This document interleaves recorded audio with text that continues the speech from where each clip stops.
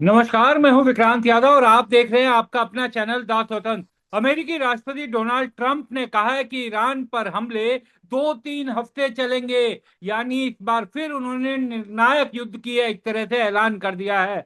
क्या ये पूरी तरीके से युद्ध दोबारा शुरू हो गया है? क्या इस युद्ध के कारण दुनिया भर की अर्थव्यवस्थाओं के सामने बड़ा संकट पैदा हो गया है, क्योंकि तेल के दाम बढ़ने लगे हैं। दुनिया भर में क्रूड ऑयल और ज्यादा महंगा होगा। महंगाई खाने पीने की चीजों और बाकी सामानों में दिखाई देगी। क्या होगा अब इसका असर और कितना बड़ा ये खतरा है, समझते हैं वित्तीय विशेषज्ञ विश्लेषक डॉक्टर शरद कोहली जी से। शरद सर, नमस्कार। नमस्कार विक्रांत, आपको स्वतंत्र के सभी फॉलोअर्स, व्यूअर्स, सब्सक्राइबर्स को, शरद कोहली ऑफिशियल के सभी फॉलोअर्स, व्यूअर्स, सब्सक्राइबर्स को मेरा अभिवादन। सर, अमेरिकी राष्ट्रपति डोनाल्ड ट्रंप तो अब कह रहे हैं कि ईरान पर हमले 2-3 हफ्ते चल सकते हैं। बड़ी मुश्किल से सर शांति की बात आई थी, एमओयू बना था, लेकिन अब तो लग रहा है कि फुल फ्लेज कहीं युद्ध दोबारा ना हो जाए। देखिए, परिस्थिति मेरे अनुमान के हिसाब से पहले से भी ज्यादा गंभीर हो चुकी है, क्योंकि पहले कुछ मध्यस्थता की बात आ रही थी। एक पाकिस्तान जैसा यूजलेस मुल्क बीच में कम से कम था, कोई था तो सही, हाँ। पर अब बीच में कोई नहीं है, कोई वार्ता की उम्मीद नहीं लग रही है। कल तो एक ये भी खबर आई, हालांकि अनकंफर्म्ड है, कि एक रशिया का विमान भी ईरान में लैंड किया है। उसको उन्होंने इस्तेमाल किया नहीं किया ये मुझे नहीं मालूम है। पर परिस्थिति गंभीर है, क्योंकि जैसे ही शांति होने लगती है, हम्म। उधर से ईरान किसी टैंकर पे अटैक कर देता है, और उधर से अटैक करता है, इधर अमेरिका फिर उस पे बमबारी करता है। लगातार 2 हफ्ते से ये पैटर्न दिखाई दे रहा है। हम्म। और कच्चा तेल, क्रूड ऑयल, जो कि 70, $79, $78 पे था, वो सीधा बढ़ के 84-85 डॉलर पे आ गया है। बॉन्ड यील्ड्स 4.6 क्रॉस कर गई है। डॉलर इंडेक्स 101 से फिर ऊपर निकल गई है, और अच्छी खासी ऊपर निकल गई है, जिसका असर आपने कल सोने चांदी पर भी देखा। सीधा सीधा उसका असर हुआ। सोना चांदी $4000 से भी नीचे अमेरिका की रात को, हमारे आज सुबह गिर के आ चुका था। उसके बाद थोड़ा सा फिर रिकवर करके 4000 ऊपर, यानी 1,40,000 प्रति 10 ग्राम से नीचे हम एक बार को सरक गए थे। इस समय हम लगभग 1,41,42,000 दिरहम के बीच में। अब दिक्कत यह है कि हॉर्मूज, अब ये लड़ाई जो है स्ट्रेट ऑफ हॉर्मूज पे आ गई है। हाँ। ऐसा लग रहा है स्ट्रेट ऑफ हॉर्मूज वसूली का अड्डा बन गया है। हम्म। हफ्ता वसूली होती है ना, जैसे हफ्ता वसूली, जी। कि अमेरिका कह रहा है 20% हम इस पे अब लेंगे। मेरी रिसर्च टीम सुबह से लगी हुई थी जब से घोषणा हुई, कि हाँ। औसतन एक जो कार्गो निकलता है स्ट्रेट ऑफ हॉर्मूज से, उसमें कितने का माल होता है। हम्म। तो जो सारी रिसर्च करी, उसमें निकल के आया कि $20 बिलियन से लेके $200 बिलियन तक का एक कंटेनर हो सकता है, जो बहुत बड़ा कंटेनर होता है, जिसमें बहुत एलएनजी भी होती है, ये होती है, वो इतनी बड़ी हो सकती है। इसका मतलब ये हुआ कि चार चार 40 बिलियन डॉलर से लेके और $400 बिलियन तक, क्षमा करें, $4 बिलियन से लेके $40 बिलियन चाल। तक की टोटल टोल टैक्स कलेक्शन हो सकती है। और इसको मैं रुपयों में कन्वर्ट कर रहा था, तो करीब 39 करोड़ रुपए से लेके 390 करोड़ रुपए तक का टोल एक टैंकर पे लग सकता है। कोई टैंकर $20 बिलियन का होता है, कोई 30 का, कोई $80 बिलियन का, कोई $100 बिलियन का, और मैक्सिमम $200 बिलियन का। इसका मतलब कम से कम भी होता है तो $20 बिलियन का सामान एक टैंकर पर होता है। उसके ऊपर आप $4 बिलियन, यानी कि मैं करीब करीब करीब करीब 39 करोड़ रुपए का मैं टोल की बात कर रहा हूं। तो अब तो मुझे तो ये लग रहा है विक्रांत, कि अगर कच्चे तेल के दाम नीचे भी आ जाते हैं, हाँ। कम भी हो जाते हैं, और ये वसूली अगर जारी रहती है, तो कच्चा तेल तो फिर भी महंगा ही रहेगा, वो कभी हाँ। भी सस्ता नहीं होगा। उधर ईरान कह रहा है कि नहीं, ये टोल ज्यादा है, इस पे तो टोल हम वसूलेंगे। अब ये स्ट्रेट ऑफ हॉर्मूज की लड़ाई बन चुकी है। मुझे लग रहा है वो खामिनाई और वो न्यूक्लियर डिसआर्मामेंट, उसकी बात वो करते रहते हैं, पर ऐसा लग रहा है स्ट्रेट ऑफ, ये बिल्कुल हर चीज में बिजनेस देखा जा रहा है, कि स्ट्रेट ऑफ हॉर्मूज में हम एक तरह से प्रोटेक्शन मनी लेंगे, यानी कि कोई वहां से शिप गुजरेगी, हम उसको घेर कर चलेंगे। मतलब अगर मैं इसको दस्ती भाषा में कहूं, तो सिक्योरिटी गार्ड का काम अमेरिका करना चाहता है। हम्म। वहां पर अपने सिक्योरिटी गार्ड खड़ा करेगा, कि भाई हमारी अब संरक्षण में जो है वहां से शिप गुजरेगी। बहुत ही विकट परिस्थिति है। पूरी दुनिया को, इंग्लिश में वर्ड होता है रैंसम, हम्म। पूरी दुनिया को रैंसम पर डाल के आप जो है वहां पर वॉर गेम्स और ये वसूली game, straight of Hormuz game खेल रहे हैं। पूरा का पूरा वसूली का अड्डा वो जगह इस समय बन चुकी है। और अभी मुझे इस लड़ाई के 2-3 हफ्ते तो इन्होंने अपने मुंह से कहा है, हालांकि इनका जी। मुंह से कहने का कोई अहमियत नहीं होती, हो सकता है कल ही पलटी मार दें और हम्म। कहें कि भाई हम वापस जा रहा हूं। अब इनको इनको मुझे हैरानी ये हो रही है विक्रांत, कि राष्ट्रपति ट्रंप को ये चिंता क्यों नहीं है कि अगर $85 फिर से दाम चले गए हैं, WTI के दाम भी करीब करीब 78-79 डॉलर आ गए हैं, तो अमेरिका में फिर महंगाई बढ़नी फिर लगभग तय है। और आज केविन वॉश ने टेस्टिमनी देनी है वहां पर। केविन वॉश को, जो फेड गवर्नर होते हैं, उनको टेस्टिमनी देनी पड़ती है कांग्रेस के सामने। वो टेस्टिमनी उन्होंने देनी है। वो टेस्टिमनी में पक्की बात है, वो फिर कहेंगे कि महंगाई बढ़ेगी, फिर कहेंगे महंगाई बढ़ेगी, फिर वहां पर इन्फ्लेशन बढ़ेगी, फिर बॉन्ड यील्ड बढ़ेगी, फिर वही सोने चांदी में बिकवाली के कॉन्ट्रैक्ट खड़े होंगे। तो मुझे ये बात समझ में नहीं आ रही कि राष्ट्रपति ट्रंप को ये, मतलब यहाँ कहा जाता है good economics is bad politics and hmm. Good politics is bad economics. यहाँ पर बैड पॉलिटिक्स बैड इकोनॉमिक्स चल रहा हम्म। है। यहाँ पर कुछ भी निर्णय जो है वो जनता के हक में नहीं लिया जा रहा है।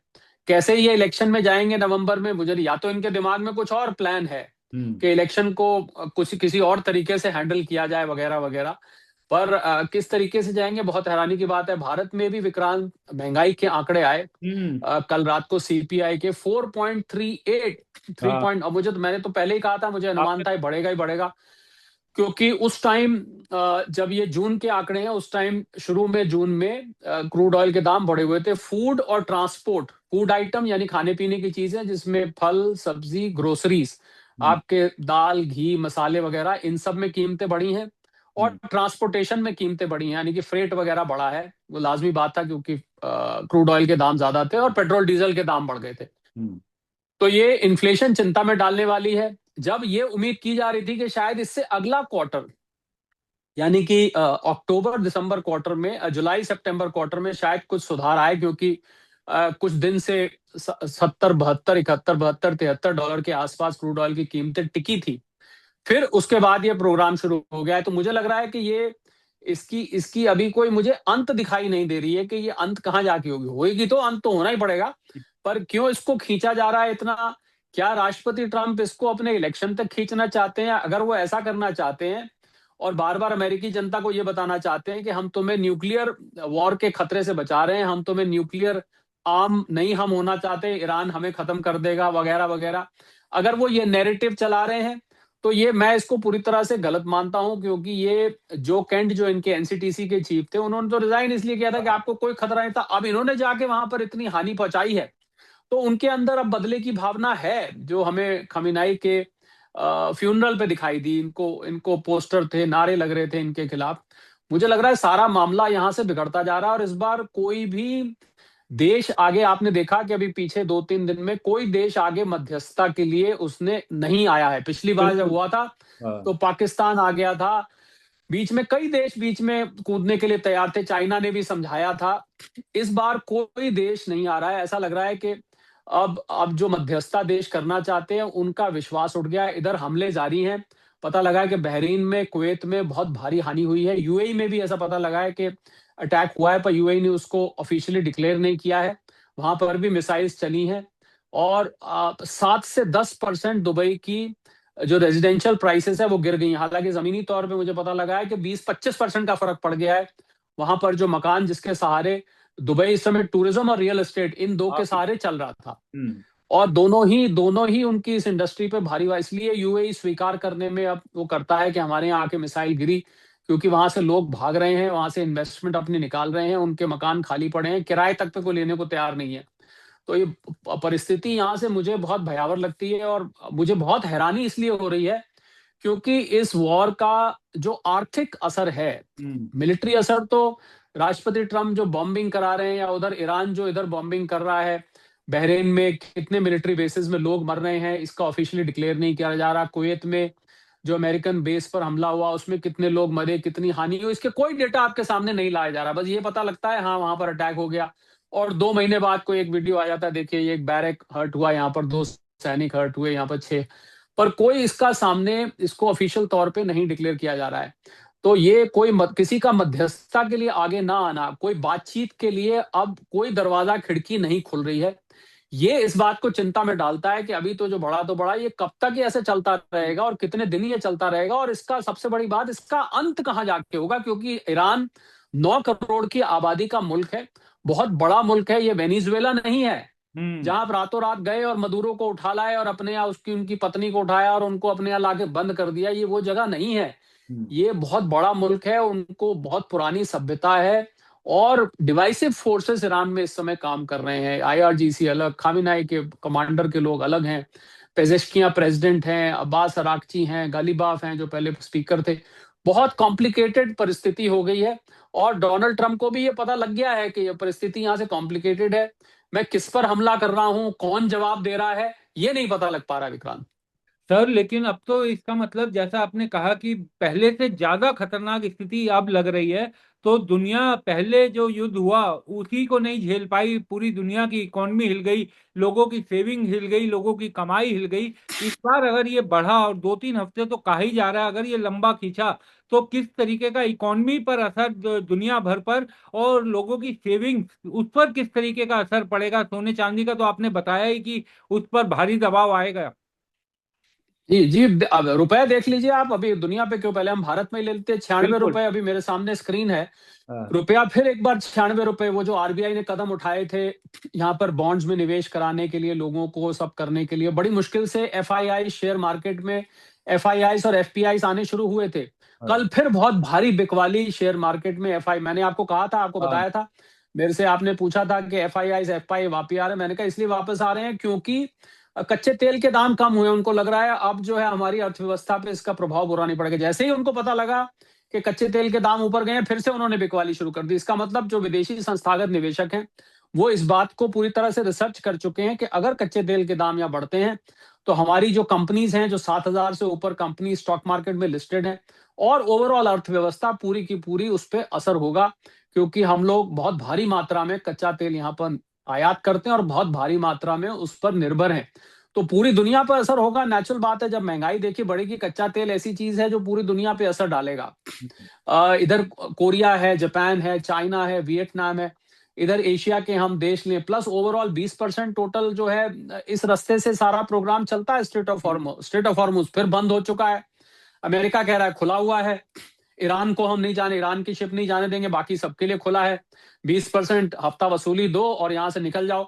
तो ये मतलब परिस्थिति जो है कोई देखने वाला नहीं है। यूनाइटेड नेशंस जो कि 1945 में बना था विक्रांत, इन्हीं सब समस्याओं से निपटने के लिए, हाँ। उसकी वो एक कल अपील आई थी कि भाई आप ये ठीक नहीं है। उसके अलावा उनका कहीं वो जो यूएन सिक्योरिटी काउंसिल है, हम्म। जिसका बड़ा बड़े जिस पे लोग मेंबर बनने के लिए बड़ा कश्मकश होता है, भारत भी उसका अस्थाई मेंबर बनना चाहता है। हाँ। पर मैं समझता हूँ उस यूएन सिक्योरिटी काउंसिल में क्या है आज, हाँ, आज क्या बचा है उसमें। हम्म। यूनाइटेड नेशंस, क्षमा कहूंगा, मुझे अच्छा नहीं लगता कहना, पर किसी काम का नहीं रहा है। ऐसा लगता है वो बिल्कुल बिल्कुल ही उसका कोई रेलेवेंस ही नहीं रह गया आजकल के युग में। तो यही सबसे डराने, इसीलिए बना था यूनाइटेड नेशन के, दो देशों के बीच में जब वर्ल्ड वॉर 2 खत्म हुआ था, कि दो देशों में लड़ाई हो तो यूनाइटेड नेशन बीच में आके उसको सुलटाए, अपनी ताकत को यूज करे। अब तो कोई है ही नहीं। ये हम्म। तो ऐसा लग रहा है खुले खुले सांड की तरह मैटर है, कहीं भी वो लड़ रहे हैं, जहां मर्जी जाएं, जिसको मर्जी नुकसान पहुंचाएं। तो बहुत चिंता की परिस्थिति है। आर्थिक रूप से मैं समझता हूं हम एक और कठिन दौर में प्रवेश कर रहे हैं। जो $85 मुझे इस समय स्क्रीन पे दिखाई दे रही है हम्म। कीमत, विक्रांत, ये बहुत चिंता में डालने वाली है, क्योंकि इंपोर्ट बिल फिर से एक बार बढ़ेगा। तो जो प्रधानमंत्री जी ने मई के पहले हफ्ते में अपील्स करी थी, वो सारी अपील्स फिर रेलेवेंट हो जाती हैं। और जितने दिन ये स्ट्रेट ऑफ हॉर्मुज बंद रहेगा, अब तो अभी सुबह खबर आई है, शायद ज्यादा लोगों ने नहीं पता होगा, कि जी। सऊदी अरेबिया और हूथियों के बीच में एक फ्रंट खुलने वाला है, जो बारबल मंदेब, जो दूसरा रास्ता हाँ, है बाबल मंदिर। सऊदी अरेबिया के पास से आता है, वहां से उसको वो बंद, उन्होंने, ईरान ने इंस्ट्रक्शन हूथियों को दे दिया कि आप उस रास्ते को बंद करिए। ये यमन के आसपास ये लोग, इन लोगों का बेस है, वो बिल्कुल उस कॉर्नर में है जो जहां से बारबल मंदिर जाता है। तो वहां पर इंस्ट्रक्शन दे दी गई है कि आप जो है, तो एक अगर वो भी खुल गया तो जो बचा कुचा तेल जो आता है सऊदी अरेबिया, बारबल मंदेब, वो भी रास्ता बंद हो जाएगा। तो बहुत ही मुझे लगता है ये देश केवल और केवल अपना सोच रहे हैं, ये दुनिया का नहीं सोच रहे हैं। चलिए ईरान तो ठीक है, पर अमेरिका को कम से कम मैं समझता हूँ एक जिम्मेवार नेशन होने के नाते थोड़ा सा बिग हार्टेड होके सोचना चाहिए। कहाँ तो वो इतने कॉम्प्रोमाइज करके उन्होंने एक वो साइन कर दिया, हाँ। और अब जो है, अब वो इस तरीके से रिएक्ट कर रहे हैं और स्ट्रेट ऑफ हॉर्मुज को कर रहे हैं।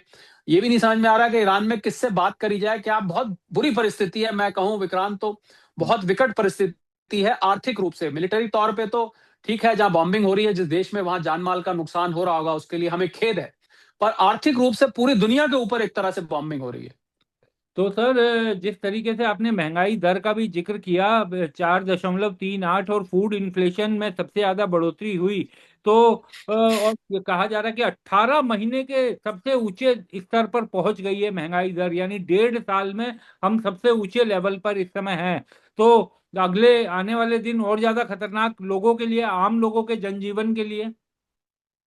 जी हाँ, रिजर्व बैंक का जो बैंड होता है महंगाई का, वो 2% से 6% का होता है। उसमें हम इसको चार को मीडियन कहते हैं, हम मीडियन को पार कर गए हैं। हम्म। तो यहां से आपको आगे ब्याज की दरें भी बढ़ने की नौबत आ सकती है अगर ये इन्फ्लेशन इसी प्रकार बढ़ती रही विक्रांत।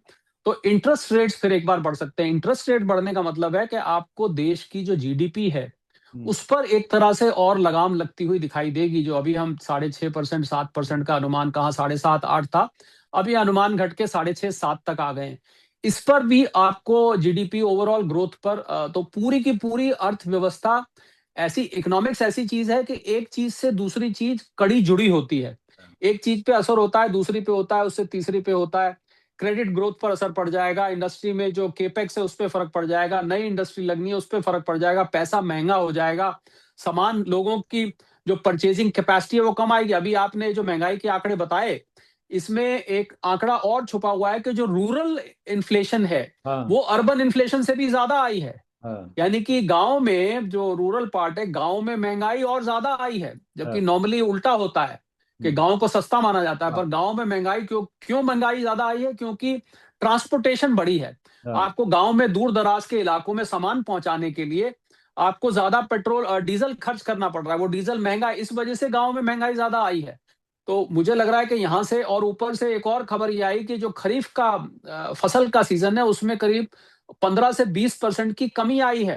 हम्म। जो पूरा ओवरऑल एरिया जो कल्टीवेट किया जाता, अभी तो मॉनसून का अभी फर्स्ट फेज चल रहा है, अभी से ही हमें 15-20% डेफिशिएंसी दिखाई दे रही है, और अभी एल नीनो इफेक्ट बाकी है। हम्म। मुझे लग रहा है अर्थव्यवस्था के लिए एक कठिन समय है। और हम्म। मैं आज स्वतंत्र की ओर से और शरद कोहली ऑफिशियल चैनल हम्म। की ओर से, जो लोग आपको और हमें सुन रहे हैं इन ठीक। इन दोनों चैनल्स पे, उनके लिए मैं फिर एक बार, जो मैंने आज से कुछ हफ्ते पहले एक एक सलाह दी थी, मैं हाँ। आज फिर ये सलाह देना चाहूंगा दोबारा से, क्योंकि मुझे लग रहा है हम फिर उसी ओर बढ़ रहे हैं। हम्म। अगर आपने उसको उसको रिट्रैक्ट कर दिया था, उसको वापस वहां से चले गए थे, चलो भाई अब सब ठीक ठाक हो रहा है, हमने भी कहा था कि प्रधानमंत्री जी ने अपीलें की थी, अब भाई आ गया है $72 पे, $71 पे, तो ठीक है, अब आप सोना खरीदने का मामला है, और भी जो उन्होंने अपीलें करी थी, पर अब ये वापस वहीं जाता दिख रहा है। तो मैं लोगों को सलाह दूंगा कि थोड़ी सी फिर किफायत, हाँ। यानी कि जिसको हम इंग्लिश में फ्रूगल कहते हैं, कंजूसी तो नहीं कहूंगा, हाँ। पर थोड़ी सी बचत शुरू कर दीजिए। हम्म। फिजूल खर्चे बंद कर दीजिए।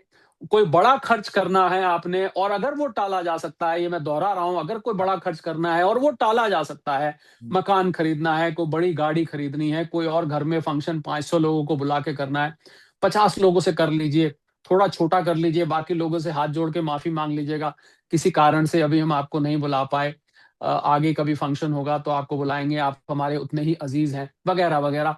और मकान की खरीद टाल दीजिए, बड़ी गाड़ी टाल दीजिए, घर में सब लोग बैठें। जो भी फिजूल खर्च है, कुछ ना कुछ हर व्यक्ति ऐसा खर्च करता बिल्कुल। है जो कि गैर जरूरी होता है, ये कोई, इसमें कोई आलोचना नहीं है, ये हमेशा सभी करते हैं। हम्म। उस उन खर्चों को मुझे लग रहा है कट करने का टाइम आ गया है, क्योंकि आपको महंगाई के लिए वो एल्बो रूम छोड़ना पड़ेगा, वो मार्जिन छोड़ना पड़ेगा कि अगर आपका घर मान लीजिए 25,000 रुपए या 50,000 रुपए महीने में चलता है, हो सकता है अब ये 30,000 या 60,000 में चले, तो आपको वो एडिशनल 5-10 हजार रुपए चाहिए होंगे। पहले ही पेट्रोल डीजल, आपके घर में अगर बाइक और कार है तो पहले ही आप ज्यादा बिल पहले के मुकाबले दे रहे हैं। तो इसलिए, और इसके अलावा अब इसका असर होगा, और महंगाई की दर इस बात की तरफ इशारा कर रही है। तो मैं लोगों को ये सलाह दूंगा, बाकी हर व्यक्ति को अपना बजट, अपने खर्च पता होते हैं। और ये तो रही खर्चे की बात। अब जैसे जैसे आर्थिक दर आर्थिक दर घटेगी, तो हम्म। नौकरियों पर और बिजनेस पर भी हाँ। असर पड़ना शुरू होगा। तो अभी तक मैं खर्चे की बात कर रहा हूं, अब मैं इनकम की बात करता हूं। इनकम पहले ही आर्टिफिशियल इंटेलिजेंस और ये जो कट ऑफ हो रहे हैं, कल एचडीएफसी ने 8,000 लोगों को पिंक स्लिप देने की बात आई है विक्रांत, कल मैंने बिल्कुल। इसमें बहुत बड़ा शो किया है। हम्म। 8,000 लोगों को नौकरी से, क्योंकि ऑटोमेशन की वजह से, डिजिटलाइजेशन की वजह से, आउटसोर्सिंग की वजह से, एआई की वजह से, तो पहले ही नौकरियों पर बात बन के आ रही है। बिजनेसेस रिटेल पे फर्क पड़ेगा क्योंकि महंगाई से लोग सामान कम खरीदते हैं। तो एक तरफ इनकम, दूसरी तरफ एक्सपेंडिचर। मुझे लग रहा है आपका आपका कंट्रोल इनकम पे तो ज्यादा है नहीं, कम से कम खर्चों को आप कंट्रोल कर सकते हैं। यानी सर, भारत के लिए, भारत जैसे देशों के लिए तो बड़ी चिंता की बात, एक तरफ महंगाई एकदम डायन की तरह बढ़ती जा रही है, और अब जो जिस तरीके के हालात दिखाई दे रहे हैं, ये लग रहा है कि महंगाई और ज्यादा बढ़ेगी। दूसरा, आपने जो वो इशारा किया कि अब रोजगार पर, व्यवसाय पर, कंपनियों के प्रोडक्शन पर, उस पर असर पड़ेगा। और तीसरा, जो हमारे देश की अर्थव्यवस्था है, कृषि क्षेत्र, उसको लेकर के बहुत ही खराब जो खबरें आ रही हैं कि इस बार बड़ी दिक्कतें आ सकती है। तो भारत के ऊपर तो एक तरह से ये चौतरफा दिक्कत है, जिसको डील करना थोड़ा ये होगा कि कष्टकारी इस समय लग रहा है। तो बहुत चीजें सोच समझ कर करनी होंगी। बिल्कुल बिल्कुल, देखिए 2,500-3,000 किलोमीटर दूर ये युद्ध हो रहा है। हम्म। करीब 2,500 किलोमीटर आप लगा लीजिए, स्ट्रेट ऑफ हॉर्मूज हमारे यहाँ से है, लगभग लगभग, थोड़ा बहुत इधर उधर है। तो वहां उसका असर हमारे ऊपर अब इतना बुरा पड़ता दिख रहा है, क्योंकि खाली इसमें कच्चा तेल नहीं है, इसमें इसमें गैस है, इसमें फर्टिलाइजर्स हैं, इसमें इसमें हीलियम है, इसमें और हमारा, हालांकि निर्यात के कल आंकड़े थोड़े ठीक ठाक आए हैं, पर निर्यात के आंकड़ों में भी चिंता करने वाली बात है, जितना हमारा निर्यात अच्छा हुआ है उससे ज्यादा हमारा इंपोर्ट बढ़ गया क्रूड बिल्कुल। ऑयल की वजह से। तो जो ट्रेड डेफिसिट है, जिसको हम कहते हैं आयात और निर्यात के बीच का फर्क है, वो और बढ़ गया है। तो ट्रेड डेफिसिट का बढ़ना फिर एक बार रुपए पे प्रेशर डालता है। तो ज्यादा चिंता मुझे यहाँ पर तेल से भी ज्यादा चिंता विक्रांत इस समय रुपए को है, जो फिर 96 की ओर चल पड़ा है। तो हम्म। इसका मतलब हमारे विदेशी मुद्रा भंडार पे फिर एक क्वेश्चन मार्क लग जाएगा, और हमारा इंपोर्ट बिल यहाँ से और ज्यादा बढ़ेगा। तो ये एक चिंता की बात है, बल्कि मुझे लगता है रुपए पे लोगों को नजर रखनी चाहिए। हाँ। उधर अमेरिका में अब बात अधूरी रह जाएगी अगर सोने हाँ। चांदी पे नहीं करे विक्रांत, तो बिल्कुल। मुझे लगता है हाँ। जो हमारे फॉलोअर्स व्यूअर्स सब्सक्राइबर्स हैं, सोने चांदी की बात वो सुने जानना भी बिना चाहते हैं सर। हाँ जानना चाहते हैं। तो मुझे लग रहा है सोने चांदी पे के जो इस समय दुश्मन है दोनों, हम्म। बॉन्ड यील्ड और डॉलर इंडेक्स, हम्म। जो विलेन है दोनों, हम्म। मतलब आप लगाइए कि 36 का आंकड़ा है, हाँ। वो उन्होंने फिर सोने चांदी पर अटैक किया है। और बॉन्ड यील्ड यहाँ पर 4.5, 4.6 मैंने सुबह देखी है। डॉलर इंडेक्स फिर 101 से ऊपर, 101 के आसपास घूम रही है। थोड़ी सी 101 से नीचे आई, अभी थोड़ी देर पहले की बात कर रहा हूँ। ये वीडियो हम बाय द वे हम लगभग 11:30-12 बजे के बीच में 12। बना रहे हैं। आज 14 जुलाई का समय है, तो आपको पता होना चाहिए। हाँ। थोड़ी सी 101 से अभी नीचे आई है, तो आपने जो $3950 तक आ गया था सोना, अब रिकवर करके $4,020 तक, $4,025 तक थोड़ा सा रिकवर आया है। मैं सोने चांदी के जो लोग शौकीन है, ट्रैक करते हैं, उनको बताना चाहूंगा, देखिए कितना बारीक मूवमेंट, हम्म। कितना बारीक मूवमेंट डॉलर इंडेक्स का इस कॉमेक्स में शॉर्ट और शॉर्ट कवरिंग के कॉन्ट्रैक्ट्स का खेल खेलता है। या आप देखिए कि डेसिमल्स में भी अगर मूव करता है, तो तुरंत सोने चांदी की कीमत भारतीय रुपयों में इस समय 1,41,42 हजार रुपए प्रति 10 ग्राम के आसपास है। परंतु ज्यादा जरूरी बात यह है कि जो हमने लंबी अवधि की सारी बातें की हुई हैं, उससे मैं 1% भी पीछे नहीं हट रहा हूं। बहुत से लोग ये कमेंट करते हैं, ये तो पहले ये कहते थे, हाँ। इन्होंने भैया ये कहा हुआ था, इन्होंने तो मरवा दिया, इनके कहने से हमने निवेश कर दिया, इनके कहने से। भैया हमारे कहने से पहली बात तो निवेश नहीं होता, कभी निवेश नहीं, आपको अपने कभी नहीं। यहाँ, हाँ। हम लोग इन्वेस्टमेंट एनालिसिस लेकर आते हैं, हम लोग आपके लिए एक विश्लेषण लेकर आते हैं कि क्या परिस्थिति है और उसका अर्थव्यवस्था पर, इन्वेस्टमेंट्स पर, गोल्ड सिल्वर पर, शेयर मार्केट पर क्या असर होता है। हम्म। हम एक उसके आधार, इस नॉलेज के आधार पर आप अपने इन्वेस्टमेंट एडवाइजर के पास जाइए और उनसे पूछिए। और सबसे बड़ी बात तो ये है, जो मैं डंके की चोट पे कहता हूं, जी। मैं कभी भी गोल्ड सिल्वर ट्रेडिंग के हक पे नहीं हूं। हम्म। मैंने बहुत सारे प्लेटफॉर्म पे बोला है कि सोने के साथ सो जाइए, मेरा फेवरेट ये डायलॉग है। सारे प्लेटफॉर्म्स पे डायलॉग फेमस हो चुका है, सोने के साथ सो जाइए। सो जाइए का क्या मतलब होता है? आप हम्म। सोते हैं तो कम से कम 2-4 घंटे, 1-2 घंटे, 7-8 घंटे सोते हैं ना। हाँ। सो ये थोड़ा ना आप एक एक मिनट में उठते हैं तो उसको सोना थोड़ा ना कहते हैं। तो आपको लंबी अवधि के लिए रखने की चीज है ये एसेट, इसको 3 से 5 साल का नजरिया रखिए। और ये आपको अपने इन्वेस्टमेंट एडवाइजर से पूछ के थोड़ा थोड़ा करके आप इसको इसको अपने पोर्टफोलियो में, मैं होता तो ऐसे ही करता। हाँ। और ये आपको मौका दे रहा है एंट्री करने का, जब जब करे। कितना ज्यादा उछाल है। और जो एक बात हमने कल करी थी विक्रांत, उसको दोहरा जी। देता हूं जी। कि $4,000 पे जैसे ही ये टच करता है, उससे नीचे हाँ। जाता है, फौरन बाइंग आ रही है। हाँ। ऐसा कम से कम मैंने नोट किया, कम से कम 11 बार ये हो चुका है। हाँ 11 बार पिछले कुछ हफ्तों में मैं और मेरी टीम इसका ट्रैक रखते हैं।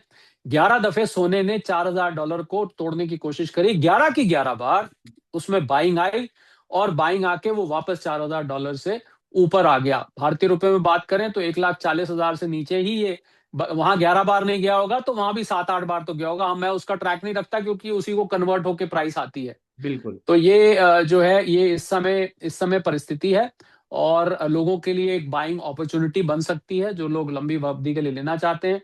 ट्रेडिंग के लिए बिगनो देखिए, जो लोग विक्रांत ट्रेडिंग कर रहे होंगे, जी उनको उनको कितना बुरी तरह से, क्या आप ट्रैक कर सकते हैं ये? एक बिल्कुल। दिन ऊपर, एक दिन नीचे, एक दिन ऊपर, एक दिन नीचे। ट्रेडर्स के लिए सबसे खराब ये पीरियड होता है, हाँ जब बार बार ऊपर नीचे होता है, क्योंकि आप शॉर्ट करेंगे कि आप लॉन्ग करेंगे। ऐसे में शॉर्ट करेंगे तो वो अगले दिन रिकवर कर जाता है, आप लॉन्ग करते हैं अगले दिन फिर कुछ होता है, वो नीचे आ जाता है।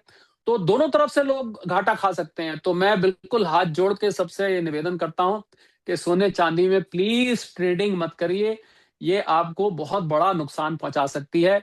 सोना चांदी लंबी अवधि के निवेश करने के एसेट्स हैं। बिल्कुल सर। और उस समय तो सर दुआ यही करनी चाहिए कि युद्ध किसी तरह रुके और ट्रम्प साहब को सद्बुद्धि आए और किसी तरह से दुनिया के सामने आया है बड़ा खतरा टल सके। बहुत बहुत शुक्रिया शरद सर, आप जुड़े चर्चा थैंक में। You so much, thank you. जाते जाते बस जी। एक गुजारिश कर दें कि हाँ आपको अगर कंटेंट पसंद आते हैं मेरे और हाँ विक्रांत के बातचीत के, तो कृपया आप दोनों चैनल्स को सब्सक्राइब करके जाएं, बेल आइकन भी दबाएं, ऑल का दबाएं।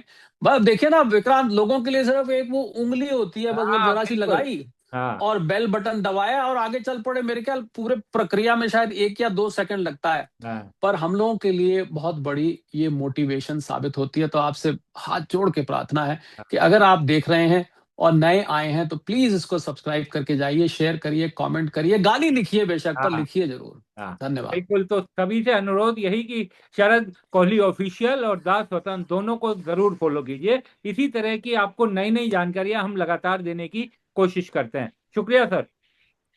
Thank you so much, thank you.